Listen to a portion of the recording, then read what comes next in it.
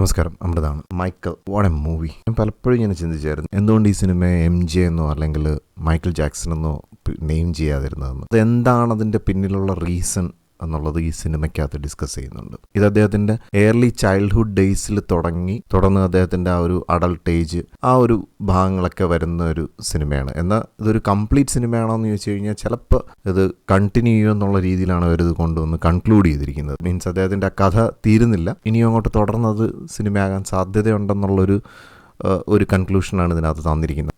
ഒരു സീരീസും കൂടെ ഞാൻ എന്തായാലും എക്സ്പെക്ട് ചെയ്യുന്നുണ്ട്. So awesome movie. പിന്നെ ഈ സിനിമയ്ക്കകത്തൊരു മൈക്കിൾ ജാക്സൺ എഫക്റ്റ് അല്ലെങ്കിൽ ഭയങ്കരമായിട്ടുള്ള ഒരു ഹൈ അങ്ങനെയൊന്നും പ്രതീക്ഷിക്കേണ്ട. കാരണം ഇതൊരു ക്ലാസിക് ഫോമാറ്റിലാണ് ഇത് എടുത്തിരിക്കുന്നത്. അദ്ദേഹത്തിൻ്റെ ശരിക്കുമുള്ള ജീവിതത്തിൻ്റെ റിയാലിറ്റി എന്താണെന്നുള്ളത് വളരെ ഡീപ്പായിട്ടുള്ള ഇമോഷൻസിലൂടെയൊക്കെയാണ്, ഒരു മെലോ ഡ്രാമ എന്നൊക്കെ പറയാവുന്ന ഒരു രീതിയിലാണ് സിനിമ ആദ്യം തുടങ്ങി ഏകദേശം ഒരു ഹാഫ് വരെ കണ്ടിന്യൂ ചെയ്ത് പോകണം. അദ്ദേഹത്തിൻ്റെ സ്ട്രഗിൾസാണ്. ഈവൻ അദ്ദേഹത്തിൻ്റെ ആ ഒരു ഹോൾ ഓഫ് ഫെയിമിൽ എത്തുന്ന സമയത്ത്, അല്ലെങ്കിൽ അതിൻ്റെ ആ ഒരു പീക്കിലെത്തുന്ന സമയത്ത് പോലും ആ ഫാമിലിയിൽ നിന്ന് അദ്ദേഹം അനുഭവിച്ച ബുദ്ധിമുട്ടുകളും ആ പെയിനും ഇതെല്ലാം നമുക്ക് ത്രൂ ഔട്ട് ഫീൽ ചെയ്യും. എവിടെയൊക്കെ സിനിമയ്ക്കകത്തൊരു ഹൈ വരുന്നോ, അദ്ദേഹത്തിൻ്റെ പെർഫോമൻസിൻ്റെ ആ ഒരു പീക്ക് വരുന്നു, അവിടെയൊക്കെ ആ ഒരു ഇന്നർ പെയിൻ, ആ ഒരു സോൾലി പെയിൻ നമുക്ക് സിനിമയിൽ ഉടനീളം ഫീൽ ചെയ്യും. അത് അദ്ദേഹത്തിൻ്റെ ആ ഒരു ഫേസിൽ. ഈ ക്യാരക്ടർ ചെയ്തിരിക്കുന്നത് ജാക്സൻ്റെ ഒരു റിലേറ്റീവാണ്, ജാഫർ ജാക്സൺ.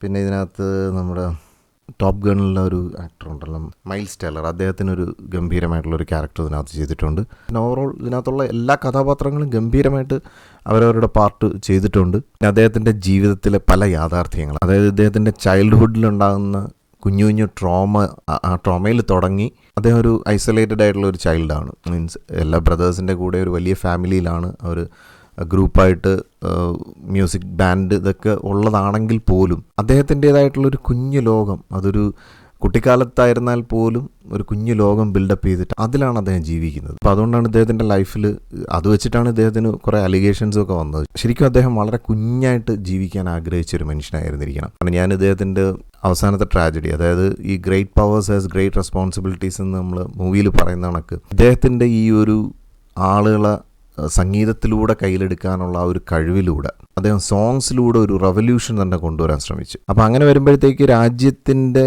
പല പ്രശ്നങ്ങളെയും അദ്ദേഹത്തിൻ്റെ റൈറ്റിങ്ങിലൂടെ, ആ സോങ്സിലൂടെ അദ്ദേഹം അഡ്രസ്സ് ചെയ്യും. അപ്പോൾ അങ്ങനെ വരുമ്പോഴത്തേക്ക് ഭയങ്കരമായിട്ടുള്ളൊരു പബ്ലിക് സപ്പോർട്ട്. അദ്ദേഹം സംഗീതത്തിലൂടെ എന്ത് പറഞ്ഞാലും ജനങ്ങളത് റിയലൈസ് ചെയ്യുന്ന അല്ലെങ്കിൽ തിരിച്ചറിയുന്ന ആ ഒരു അവസ്ഥയിലേക്ക് കാര്യങ്ങൾ പോവുകയും, അപ്പോൾ അങ്ങനെ ഒരു ലിമിറ്റ് വിട്ട് ഉയർന്നു പോയി കഴിഞ്ഞാൽ പല അജണ്ടകൾക്കും അതൊരു വലിയ ബുദ്ധിമുട്ടാകും എന്നുള്ളതുകൊണ്ട് തന്നെ അദ്ദേഹത്തിന് സ്ലോലി ഓരോരോ ഇഷ്യൂസിലേക്ക് വലിച്ചിട്ട് അദ്ദേഹത്തിൻ്റെ ലൈഫ് തന്നെ സ്പോയിൽ ചെയ്യിപ്പിച്ചു എന്നുള്ളതാണ് ഇതെൻ്റെ ഒരു വിദേശ സുഹൃത്ത് അദ്ദേഹത്തിൻ്റെ കഥകൾ മനസ്സിലാക്കിയത്, ഷെയർ ചെയ്തത് വെച്ച് ഞാൻ മനസ്സിലാക്കിയതാണ്. അതിൽ ഈ സിനിമ കാണുമ്പോഴത്തേക്ക് അത് കുറേ റിയാലിറ്റി ആയിരുന്നു എന്നുള്ളതും മനസ്സിലാക്കാൻ കഴിയുന്നുണ്ട്. പിന്നെ ഞാൻ ഈ പറഞ്ഞ കണക്ക് MJ ഫാൻസിനൊരു ഭയങ്കര ഹൈ കിട്ടൂല എന്നല്ല ഞാൻ ഉദ്ദേശിച്ചത്. ഹൈ മൊമെൻറ്റ്സ് ഒത്തിരി ഉണ്ട്. ആ ഹൈ മൊമെൻറ്റ്സിലൊക്കെ നമുക്ക് ഭയങ്കര ഒരു ഇമോഷണൽ ബോണ്ടിങ് ആണ് അവിടെയൊക്കെ ഫീൽ ചെയ്യുന്നത്. അത് അദ്ദേഹത്തിൻ്റെ ഒരു സോങ്സിൻ്റെ പ്രത്യേകതയായിരുന്നു. എത്ര ഫാസ്റ്റ് നമ്പേഴ്സ് ആണെങ്കിൽ പോലും അതിലൂടെയൊക്കെ നമുക്കൊരു സോൾലി പവർ അയാൾ ട്രാൻസ്ഫർ ചെയ്യും. ആ സോങ്സിലൂടെ ആയിരുന്നാലും അദ്ദേഹത്തിൻ്റെ സ്റ്റേജ് പെർഫോമൻസിലൂടെ ആയിരുന്നാലും നമ്മളതങ്ങനെ കണ്ടു നോക്കിയില്ല, എന്തോ ദൈവിക സംഭവം നടക്കുന്നു എന്നുള്ള രീതിയിൽ നമ്മളതങ്ങനെ കണ്ടിരുന്നു. എനിക്ക് തോന്നുന്നു അവിടെയാണ് MJ വളരെ യുണീക്കാവുന്നത്. അതായത് അദ്ദേഹത്തിനോട് താരതമ്യം ചെയ്യാനോ, അതായത് അദ്ദേഹത്തിനൊരു യുണീക്ക് സ്പേസ് ഉണ്ടായിരുന്നു സംഗീത ലോകത്ത്. അത് ഇന്നും നിലനിൽക്കുന്ന, ഒരുപക്ഷെ അതാർക്കും, അദ്ദേഹം എത്തിയ ആ ഒരു പീക്കിലോട്ട് ആർക്കും ഇനി അങ്ങോട്ട് എത്താനും കഴിയുമെന്ന് തോന്നുന്നില്ല. അത്രയ്ക്ക് വലിയൊരു ബെഞ്ച് മാർക്ക് സംഗീതത്തിൽ അദ്ദേഹം സെറ്റ് ചെയ്തിട്ടുണ്ട്. സോ ആ ഒരു സാധനം ഈ സിനിമയ്ക്കകത്ത് നന്നായിട്ട് അവർ ത്രൂ ഔട്ട് ആ മ്യൂസിക്കൽ ഒരു മെലോ ഡ്രാമ പോലെ തന്നെയാണ് സിനിമ എടുത്തു വെച്ചിരിക്കുന്നത്. അത് ഭയങ്കര ബ്യൂട്ടിയാണ്. ഇതിൻ്റെ മ്യൂസിക് അതെടുത്ത് പറയേണ്ടതാണ്. ഇത് ആരാണ് ഇതിൻ്റെ ബിഹൈൻഡ് ദ മ്യൂസിക്? സോ ഇതിൻ്റെ മ്യൂസിക് ചെയ്തിരിക്കുന്നത് ലോയർ റോസ്നർ. ബട്ട് ഒത്തിരി ആർട്ടിസ്റ്റുകളുണ്ട്. മീൻസ് അത് ആ ഒരു ടീം കോർഡിനേറ്റ് ചെയ്തിരിക്കുന്നത് ഇദ്ദേഹമായിരിക്കാം, ഈ മ്യൂസിക് ഡയറക്ടറായിരിക്കാം. But apart from that Michael ജാക്സൻ്റെ പഴയ സാധനങ്ങളൊക്കെ ഇങ്ങനെയിട്ട് പ്ലേ ചെയ്യുന്നുണ്ട്. അതൊക്കെ വോക്കൽസായിട്ട് പാടിയിരിക്കുന്നതും ജാഫർ ജാക്സൺ ആണെന്നാണ് ഇതിനകത്ത് എഴുതിയിരിക്കുന്നത്. എന്തായാലും പാട്ടുകളും അദ്ദേഹത്തിൻ്റെ പെർഫോമൻസും ഗംഭീരമായിരുന്നു. ലിറ്ററലി ജാക്സനെ പുനർജീവിപ്പിച്ച് കാണിക്കാൻ ഈ ഒരു ആക്ടർക്ക് സാധിച്ചിട്ടുണ്ട് ഈ സിനിമയിലൂടെ. നിങ്ങളൊരു MJ ഫാനാണെന്നുണ്ടെങ്കിൽ ഈ ഒരു സിനിമ നിങ്ങളെ ഒട്ടും നിരാശപ്പെടുത്തത്തില്ല. എത്രത്തോളം നിങ്ങൾ MJ ഇഷ്ടപ്പെടുന്നു, അല്ലെങ്കിൽ നമ്മുടെ ഉള്ളിൽ എത്രത്തോളം ആ ഒരു ജാക്സൻ്റെ ഒരു എനർജി ഇന്നും ഉണ്ടെന്നുള്ളതൊക്കെ ഈ സിനിമയുടെ പല മൊമെൻറ്റ്സിലും, ഹൈ മൊമെൻറ്റ്സിലൊക്കെ നമ്മൾ ശരിക്കും നല്ലൊരു ക്രൗഡിനോടൊപ്പം ഇരുന്ന് കാണണം. ഞാൻ കിൽമാനൂർ റോക്കീസ് എന്ന് പറഞ്ഞൊരു തിയേറ്ററിലാണ് കണ്ടത്. അവിടെ നല്ല സൗണ്ട് സിസ്റ്റമൊക്കെ സൂപ്പറായിരുന്നു. പുതിയ തിയേറ്ററുമാണ്. ബട്ട് വലിയൊരു ക്രൗഡ് ഉണ്ടായിരുന്നില്ല. അതുകൊണ്ട് തന്നെ ആ ഒരു ക്രൗഡിൻ്റെ ഒരു എൻജോയ്മെൻ്റ് ഉണ്ടായിരുന്നില്ല. എങ്കിലും അടുത്തുണ്ടായിരുന്നവരൊക്കെ ഭയങ്കര MJ ഫാൻസ് തന്നെയായിരുന്നു. അതിൻ്റേതായിട്ടുള്ളൊരു വൈബിങ് തിയേറ്ററിൽ ശരിക്കും ഉണ്ടായിരുന്നു.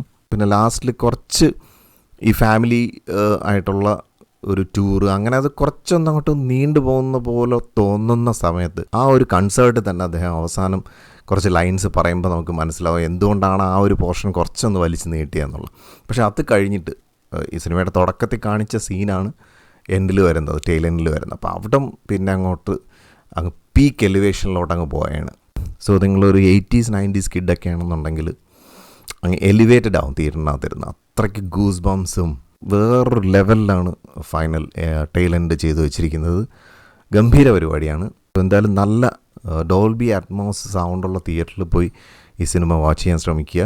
Must watch movie. Michael Jackson എന്ന ആ ഒരു പ്രതിഭയ്ക്ക് കൊടുത്ത ഏറ്റവും നല്ല ട്രിബ്യൂട്ട്. ഞാൻ അവിടെയായിരുന്നു, എനിക്ക് ഒരുപാട് കൺസേൺ ഉണ്ടായിരുന്നു ഈ ഒരു മൂവിയെക്കുറിച്ച്. കാരണം അദ്ദേഹത്തിന് പോർട്രേ ചെയ്യുക എന്ന് പറയുന്നത് അത്ര ഈസി ആയിട്ടുള്ളൊരു കാര്യമല്ല. അപ്പോൾ അവിടെയാണ് അവർ ആ ഫാമിലിയിലുള്ള ആ ഒരു ട്രെയ്റ്റ് ഉള്ളൊരു ആക്ടർ തന്നെ പിടിച്ച്, അദ്ദേഹം സിംഗറുമാണ്, അപ്പോൾ അതുകൊണ്ട് തന്നെ അദ്ദേഹം നന്നായിട്ട് പെർഫോം ചെയ്യുന്നുണ്ട്, പാടുന്നുണ്ട്. അപ്പോൾ ആ ഒരു ഫാമിലി മെമ്പറിനെ തന്നെ ചൂസ് ചെയ്ത് ആ ഒരു ക്യാരക്ടറിന് അദ്ദേഹത്തിലേക്ക് ഒരു പരിധിവരെ മൈക്കിൾ ജാക്സൻ്റെ ആ ഒരു സോൾ അതിനകത്ത് നമുക്ക് ഫീൽ ചെയ്യുന്നുണ്ടായിരുന്നു. അല്ലെങ്കിൽ മേ ബി അദ്ദേഹത്തിൻ്റെ ഒരു ബ്ലെസ്സിങ് ആയിരിക്കാം. അദ്ദേഹത്തിൻ്റെ പിന്നിലുള്ള റിയാലിറ്റീസ് നമുക്ക് മനസ്സിലാക്കാൻ ഈ ഒരു സിനിമയിലൂടെ കഴിയുന്നുണ്ട്. ഇനി ഇതിൻ്റെ അങ്ങോട്ടുള്ള കണ്ടിന്യൂഷനിലും പലതും നമ്മളറിയാത്ത പല കാര്യങ്ങളും ചിലപ്പോൾ അതിലൂടെയൊക്കെ ആ ഒരു മൂവിയിലൂടെ അൺവെയിൽ ചെയ്യാനുള്ള സാധ്യതകൾ കാണുന്നുണ്ട്. അപ്പോൾ എന്തായാലും ഞാൻ ഒത്തിരി ഭയങ്കര ബ്ലിസ്ഫുൾ സ്റ്റേറ്റിലിരുന്ന് കണ്ട ഒരു സിനിമയാണിത്. സോ അതുകൊണ്ട് തന്നെ 10 out of 10 full marks. So അപ്പോൾ എന്തായാലും മറ്റൊരു സിനിമ വിശേഷമായിട്ടോ അല്ലെങ്കിൽ ഒരു ബ്ലിസ്ഫുൾ സ്റ്റോറി ആയിട്ടോ വീണ്ടും കാണാം. Thank you for watching and thank you for supporting me.